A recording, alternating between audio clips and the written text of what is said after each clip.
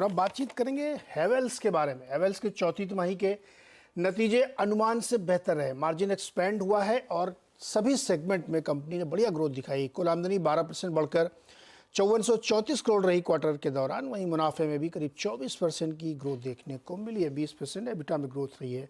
बातचीत करेंगे कंपनी के CMD अनिल राय गुप्ता जी से। अनिल जी, बहुत बहुत स्वागत है आपका। और बहुत बेहतर प्रदर्शन था, एस्टिमेट से कहीं बढ़िया प्रदर्शन आपने किया, हर फ्रंट पे किया, मार्जिन भी इम्प्रूव हुई। क्या रीजंस थे, अचानक से सारे फ्रंट पे बढ़िया रिजल्ट आया?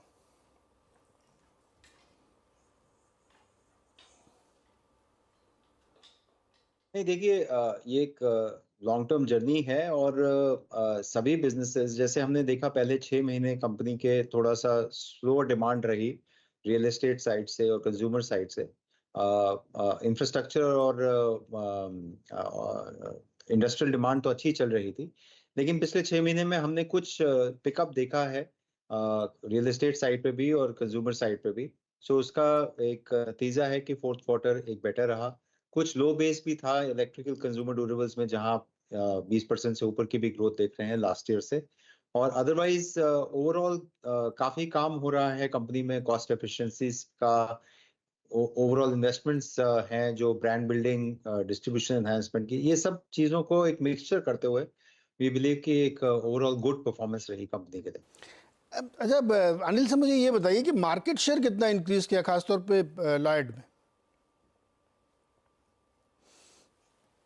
वेरियस प्रोडक्ट कैटेगरीज में डिफरेंट है। जैसे लॉयड एयर कंडीशनर्स में काफी एक पॉपुलर ब्रांड है, टॉप 3-4 प्लेयर्स में आता है। और जो बाकी नए प्रोडक्ट कैटेगरीज हैं, वॉशिंग मशीन्स, रेफ्रिजरेटर्स, एलईडीज, वहाँ पे हम लोगों की एक अभी एक स्टार्टिंग फेज है जिसमें हम लोग अपने मार्केट शेयर को over the next 5 years expand करेंगे। बट जहाँ तक एसी का सवाल है, हम लोग top 3 to 4 categories, top 3 to 4 brands में आते हैं। अच्छा, नतीजों से एक चीज़ साफ दिख रहा है कि समर डिमांड ने काफ़ी रोल प्ले किया है इस तरीके के नंबर्स में। मुझे ये बताइए कैसी रही डिमांड, और चूंकि एसी वगैरह काफ़ी बिक रहे हैं, गर्मी बहुत पड़ रही है, तो इसमें बताइए हमें क्या कैसी है डिमांड और कितना रोल प्ले किया, और आगे यहाँ से अभी क्या कंटिन्यू करेगी डिमांड? लॉयड में दिक्कत थी, मैं ये तो नहीं कहूंगा कि दिक्कत थी, बिकॉज हम लोग शुरू से यही क्लियर थे कि हम लोग एक जर्नी पे हैं एक इन्वेस्टमेंट करने की। आपको याद होगा जब हमने लॉयड खरीदा तो कम्प्लीटली चाइना के ऊपर डिपेंडेंट था प्रोडक्ट के लिए। उसके बाद हमने अपने R&D सेटअप की, कंप्लीट मैन्युफैक्चरिंग सेटअप की। आज 20 लाख मैन्युफैक्चरिंग की कैपेसिटी है कंपनी के पास। और एक इन्वेस्टमेंट करी in brand and getting into the new channels.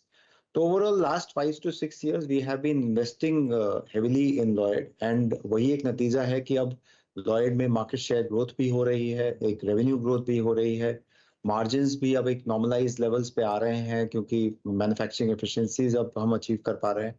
तो आने वाला टाइम लॉयड के लिए एक फास्ट ग्रोथ का, प्रॉफिटेबिलिटी का और मार्केट शेयर ग्रोथ का रहेगा।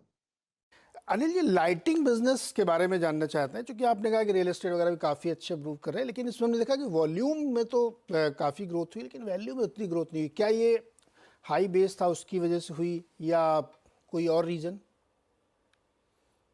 देखिए, जहां तक लाइटिंग बिजनेस ऑफ हैवेल्स का सवाल है, एक तो क्या है, इंडस्ट्री में प्राइस इरोजन काफी हुआ है पिछले 2-3 सालों में।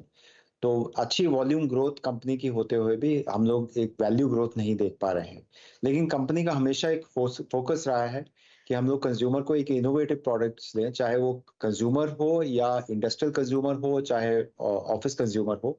तो वहां पे हम लोगों ने काफी different product category, different types के इनोवेटिव डिजाइन लेके आए हैं। और इस वजह से हमारी लाइटिंग की परफॉर्मेंस काफी अच्छी रही है over the last few years, and ये कंटिन्यूड रहेगा। High base is just one product category out of many products of Havells. तो इंडस्ट्रियल डिमांड भी अच्छी है अभी, जिसके चलते हाई बेस और other product categories, office lighting, facade lighting, monumental lighting, वो भी सब हम लोग काफी फोकस दे रहे हैं उन चीजों पर। अनिल जी, चौथी तिमाही में मार्जिन में काफ़ी इंप्रूवमेंट हुआ और 12% के आसपास आया, जबकि एनुअलाइज बेसिस पे हम देखें तो 10% है। जबकि पिछले समय में आपकी कई वर्षों पहले 13-14% तक मार्जिन होते रहते थे। क्या ये एक्सपेक्ट करना ठीक है कि आने वाले समय में आप वो पुरानी ग्लोरी 13-14% वाली फिर से हासिल करेंगे? रूम बनता हुआ दिख रहा है अभी? देखिए, एज अ कंपनी हम लोग हमेशा से स्ट्राइव करते रहते हैं कि जो हैवेल्स है वो एक ग्रोथ भी करता रहे, मार्केट शेयर गेन भी करे और प्रॉफिटेबिलिटी की तरफ भी पूरा ध्यान रहता है। जहां तक हैवेल्स का स्टैंडअलोन का सवाल है, अगर हम लॉयड को हटा के देखें, तो हमेशा एक स्ट्राइव रहता ही है कि हम 13 से 15% के बीच में अपना मार्जिन को मेंटेन भी करें और साथ साथ ग्रोथ भी करें। तो आने वाले टाइम में भी हम लोगों को लगता है और कि ये ट्रेंड रहना चाहिए और लॉयड भी एक अच्छे ट्रेंड की तरफ जा रहा है, जहाँ पे ग्रोथ भी अच्छी आनी चाहिए और मार्जिन्स भी इम्प्रूवमेंट हमको दिखते रहने चाहिए। तो हम लोगों की ये तो अप्रोच रही ही है और मुझे लगता है कि ये इसी तरह से रहना चाहिए आगे भी। हाल ही में कुछ रॉ मटेरियल्स में वॉलेटिलिटी हमको देखने को मिली है, तो उसके चलते वी होप कि डिमांड जिस तरह का हम देख रहे हैं वो कंटिन्यूड रहे, क्योंकि ये हो सकता है ये टेम्परेरी वॉलेटिलिटी हो, but let us see how it goes. Market share भी गेन करना है और मार्जिन भी मेंटेन करना है, ये दोनों कॉन्ट्रा चीज़ें हैं, लेकिन फिर भी अनिल जी काफ़ी होपफुल है। तो फिर इसको कॉन्टेक्स्ट में रखते हुए करंट फाइनेंशियल ईयर के लिए क्या गाइडेंस देंगे आप, डिमांड और मार्जिन और इन सब चीज़ों को लेकर के? नहीं, आई थिंक जैसे मैंने आपको कहा कि पिछले 6 महीने में हम देख रहे हैं कि इंडस्ट्रियल इंफ्रास्ट्रक्चर में कंटिन्यूड रिकवरी है। कुछ हमने रिकवरी रियल एस्टेट और कंज्यूमर डिमांड में भी देखी है। एक समर का सीजन भी अच्छा शुरुआत हुआ है। तो आने वाला टाइम हमको लगता है कि FY25 FY24 से बेटर ही रहना चाहिए। ओके अनिल सर, बहुत बहुत शुक्रिया हमारे साथ जुड़ने के लिए और नए साल के लिए आपको बहुत बहुत शुभकामनाएं। यहाँ पे हैवेल्स एक बढ़िया परफॉर्मेंस सभी सेगमेंट में, मार्जिन में और मार्केट की जो एक्सपेक्टेशंस थी उससे कहीं बेटर प्रदर्शन। राजेश जी, अच्छा लग रहा है आपको हैवेल्स इस प्राइस पे? देखिए, मुझे लगता है कि नीरज जी, हेवल्स में एक ब्रेकआउट हुआ था करीबन 1550। इस ब्रेकआउट का टारगेट करीबन 1800 का है। तो मुझे लगता है एट दिस लेवल 1800 का टारगेट अभी भी इंटैक्ट है। रही बात एंट्री की, तो मुझे लगता है 1600 1620 अगर ये लेवल मिल जाता है किसी कारणवश, तो डेफिनेटली मुझे लगता है हेवल्स बाय करना चाहिए। तो for me it's a buy, but it's a better buy on dip. Buy on dip Havells पे।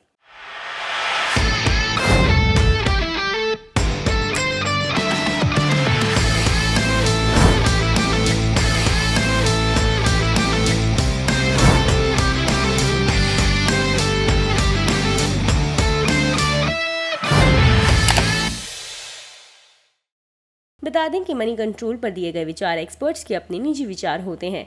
वेबसाइट या मैनेजमेंट इसके लिए उत्तरदायी नहीं है। यूजर्स को मनी कंट्रोल की सलाह है कि कोई भी निवेश निर्णय लेने से पहले सर्टिफाइड एक्सपर्ट की सलाह लें।